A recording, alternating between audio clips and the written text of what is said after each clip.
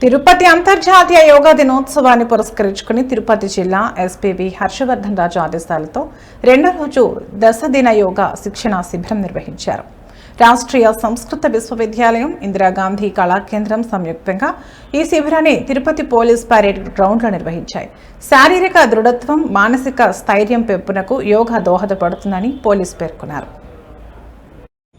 ప్రతి వ్యక్తిలో కూడా 3 గుణాలు అయితే ఉంటాయి. సత్వగుణము, రజోగుణము, తమోగుణం. మనం ఉష్ణాన్ని ఎప్పుడైతే మన శరీరంలో ప్రచోదనం చేస్తామో అప్పుడు రజోగుణ ప్రవృత్తి అనే గుణం అనేది సాత్వికమైనది అనమాట. మనం రచ్ చేసినప్పుడు మన శరీరంలో రజోగుణాన్ని మనం షిఫ్ట్ అయిపోతాం. యోగా యొక్క పూజ అంటే శరీరంలో ఉష్ణం అనేది కొన్ని భాగాల్లో ఉంటుంది. ఉష్ణం అనేది దృష్టికి కారణం. అగ్నితత్వం అనేది కళ్ళలో ఉంటుంది. మన శాస్త్రం ఏం చెప్తుంది అంటే ఉష్ణం ఉష్ణైన శీతలం కవి అంటే ఉష్ణానికి ఉష్ణం అనేది పరమైనప్పుడు అది శీతలంగా మారిపోతుంది అని ఉన్నాయి. కాబట్టి కళ్ళ మీద ప్లేస్ చేయొద్దు అని చెప్తారు.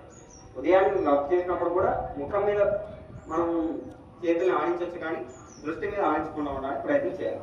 ఇది దాని అనుకున్నటువంటి రాత్రి వాళ్ళకి సెషన్ పూర్తయింది. మళ్ళీ రేపు అందరం కూడా కుదరదు. ధన్యవాదాలు. నెమ్మదిగా కలుగుతాం.